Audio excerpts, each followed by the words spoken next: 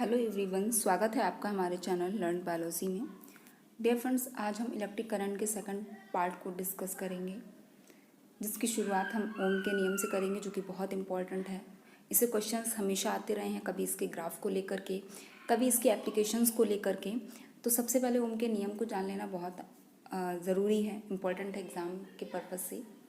अगर आप चैनल पर नए हैं तो चैनल को सब्सक्राइब जरूर कर लीजिएगा, वीडियो को लाइक कर दीजिएगा और बेल आइकन प्रेस कर लीजिएगा। आइए स्टार्ट करते हैं वीडियो। ओम का नियम विभवांतर और धारा के बीच संबंध को बताता है। इसका मतलब ये है कि अगर किसी चालक के तार के दोनों सिरों के बीच में अगर विभवांतर अलग अलग हो, अलग अलग जगह पर विभवांतर अलग अलग हो, तो उसमें जो बहने वाली धारा होगी उसका भी मान अलग अलग होगा। इस चीज़ को जो प्रूफ किया या फिर ये कहें कि इस चीज़ को प्रैक्टिकली करके दिखाया जाट साइमन ओम ने, उन्हीं के नाम पर इसे ओम का नियम कहते हैं। क्वेश्चन जो एग्ज़ाम में फ्रेम होगा वो ऐसे है कि जो ओम का नियम है वो किनके बीच संबंध को प्रदर्शित करता है, विभवांतर तथा धारा के बीच संबंध को प्रदर्शित करता है। ओम के नियम के अनुसार यदि किसी चालक की भौतिक अवस्थाएं, मतलब उनकी फिजिकल स्टेट, जैसे प्रेशर, टेम्परेचर, ह्यूमिडिटी मतलब दाब या आर्द्रता में कोई विशेष परिवर्तन ना किया जाए, मतलब किसी भी प्रकार का कोई परिवर्तन ना किया जाए, उस स्थिति में उसमें से होकर, मतलब किसमें, जो चालक तार है उस चालक तार से होकर बहने वाली धारा उसके सिरों पर लगाए गए विभवांतर के अनुक्रमानुपाती डायरेक्टली प्रोपोर्शनल होती है। यहाँ पे आप देख रहे हैं ये एक चालक तार है जिसमें आई करंट फ्लो हो रहा है और इनके जो दोनों सिरे हैं ए और बी के बीच जो विभवांतर है वो वी है। तो ओम के नियम के अकॉर्डिंग, या ओम ने जो नियम दिया उसमें उन्होंने बोला कि जो चालक तार है उसकी कोई भौतिक परिवर्तन ना किया जाए, मतलब उनको कांस्टेंट रखा जाए, जैसे हैं वैसे ही रखा जाए। उस स्थिति में चालक तार के बीच बहने वाली धारा, जो करंट फ्लो हो रहा है आई इस तार के बीच में, वो उसके सिरों के बीच लगे विभवांतर के अनुक्रमानुपाती, मतलब डायरेक्टली प्रोपोर्शनल होती है। V is directly proportional to I. उम्मीद करती हूँ इस चीज़ को आप समझ पाए होंगे। और प्रोपोर्शनल को हटाने के लिए हमने एक कांस्टेंट लगाया आर, जिसे हम विद्युत प्रतिरोध या इलेक्ट्रिक रेजिस्टेंस बोलते हैं। ये कांस्टेंट वैल्यू है।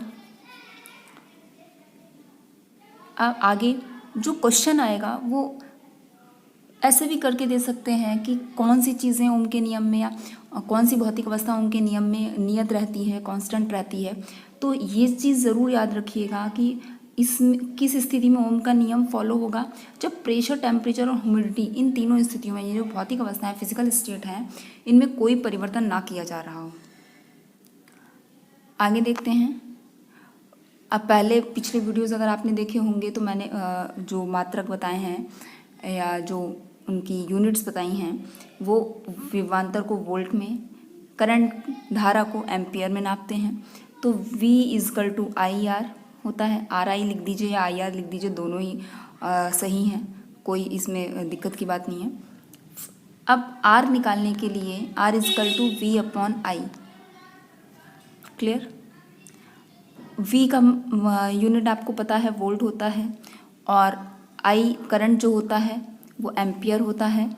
तो वोल्ट/एम्पियर को ओम कहते हैं। R का जो मात्रक है, जो रेजिस्टेंस का मात्रक है, वो वैज्ञानिक साइंटिस्ट जॉर्ज साइमन ओम के नाम पर ही रखा गया और उसकी जो यूनिट लिखी गई वो वोल्ट/एम्पियर = 1 ओम।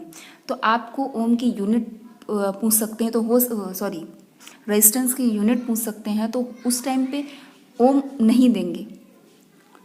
हो सकता रेजिस्टेंस की यूनिट पूछे और ऑप्शन हो वोल्ट/एम्पियर या वोल्ट/एम्पियर मीटर स्क्वायर, कोई भी यूनिट दे सकता है। तो यूनिट जरूर याद रखिएगा और यूनिट याद रखने का सबसे अच्छा तरीका है आप फॉर्मूला याद रखिए, जिससे आप इजीली यूनिट निकाल सकते हैं। आगे देखते हैं।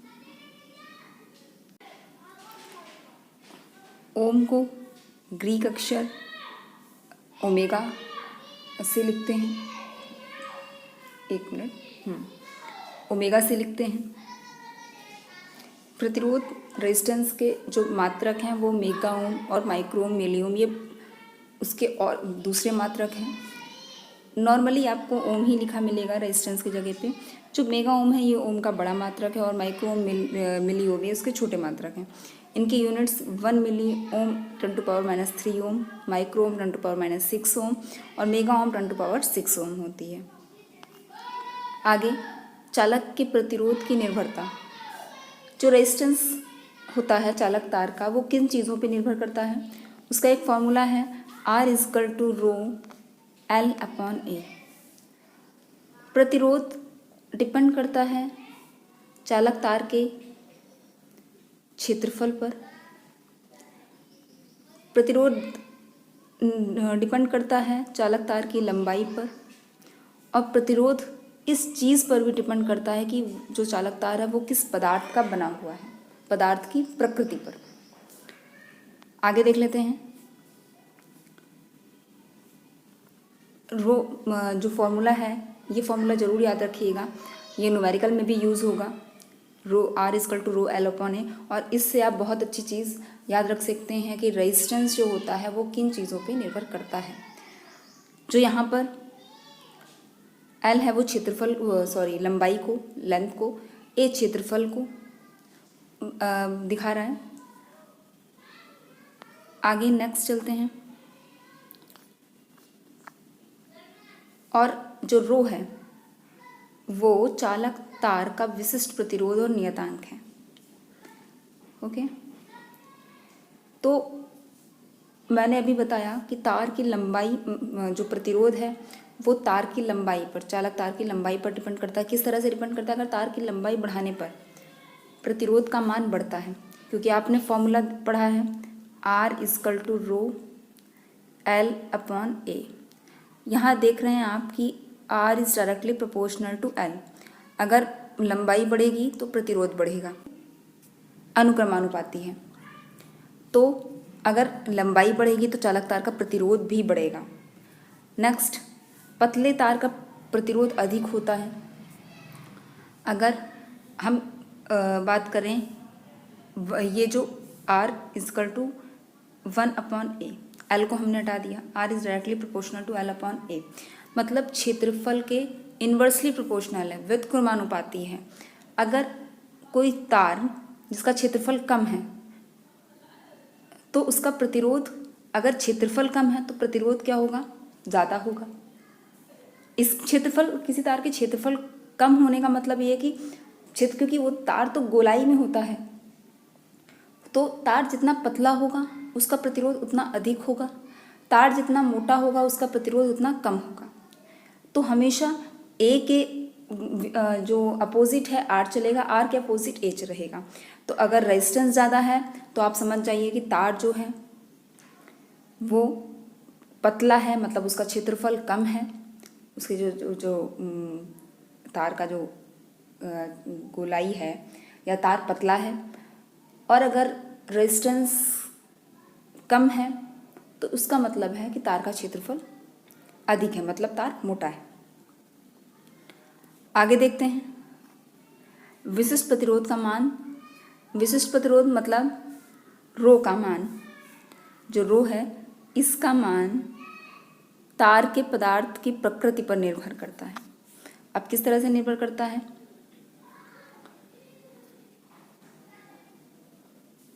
चालक तार,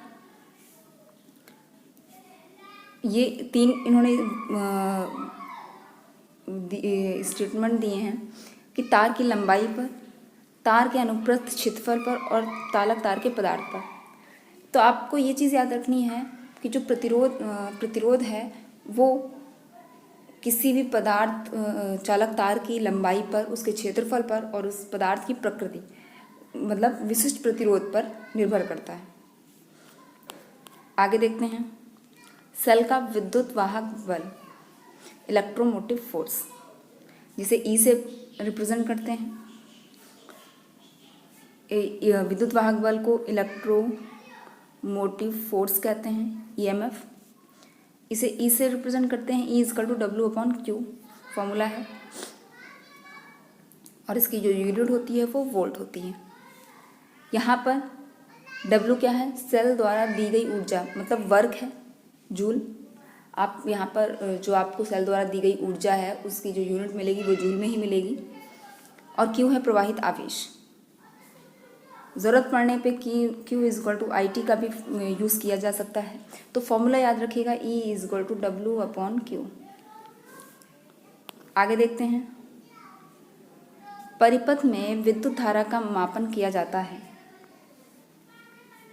किसी परिपथ में विद्युत धारा का मापन किया जाता है एम्पियर मीटर अथवा अमीटर के द्वारा। यहाँ पे विद्युत धारा का मापन किया जा रहा है, आई करंट को मापना है आपको। उसके लिए हम एम्पियर मीटर या अमीटर का यूज़ करते हैं। और अमीटर को हमेशा जो परिपथ है उसमें श्रेणी क्रम में लगाते हैं। इस चीज़ को याद रखिएगा, परिपथ में एमीटर हमेशा श्रेणी क्रम में, मतलब सीरीज़ में लगता है, सीरीज़ में लगाया जाता है। और यह कम प्रतिरोध का धारामापी होता है। ये दोनों पॉइंट आपको याद रखने हैं कि ये परिपथ में एमीटर परिपथ में श्रेणी क्रम में लगता है, सीरीज़ में लगता है एमीटर, और ये लो रेजिस्टेंस होता है इसका। नेक्स्ट देखते हैं, परिपथ में विभवांतर का मापन जो किया जाता है वो वोल्टमीटर से करते हैं, इसे समांतर क्रम में लगाते हैं और ये अधिक प्रतिरोध का धारामापी है। यहाँ पे मैंने फिगर बना करके भी दिखाया है। ये एक परिपथ है, इलेक्ट्रिक सर्किट है, जिसमें ये एमीटर को लगाया है जो कि सीरीज़ में है। ये दो प्रतिरोध हैं। आपको पता होगा इस सीरीज़ को खोलते कैसे हैं, जहाँ बैटरी लगी होती हैं वहाँ से इसको ओपन किया जाता है और आप देखेंगे एक लंबी सी चेन बन जाती है और इस दोनों ही रेजिस्टेंस सीरीज़ में आ जाते हैं। तो हमेशा जो एमीटर होता है वो प्रतिरोध के साथ सीरीज़ में लगाया जाता है, लेकिन जो वोल्टमीटर होता है उसे समांतर क्रम में लगाते हैं, पैरेलल में लगाया जाता है। ये देखिए हमेशा। आगे चलते हैं, प्रतिरोधों का श्रेणी क्रम में संयोजन। श्रेणी क्रम में जो प्रतिरोध होते हैं वो किस तरह से संयोजित होते हैं, तो R equal to R1 plus R2 plus R3। और समांतर क्रम में पैरेलल में 1/R is equal to 1/R1 plus 1/R2 plus 1/R3। ये दोनों ही फॉर्मूले याद रखिए, क्योंकि ये फॉर्मूले डायरेक्ट नहीं पूछे जाते, इनके एप्लीकेशंस आते हैं, इनसे रिलेटेड न्यूमेरिकल्स आते हैं। कई बार यूपी टेट और सी टेट में आ चुके हैं, जिनको हम आने वाली क्लासेस में सॉल्व करेंगे। आगे मैं एक बार फिर से एक चीज़ को रिपीट कर दूं कि करंट को मापने के लिए हम एम्पियर मीटर का यूज़ करते हैं, जो कि हमेशा सीरीज़ में लगता है और ये लो रेजिस्टेंस होता है। ये एक सीरीज़ याद रखिएगा, आई है ये, और ये करंट है।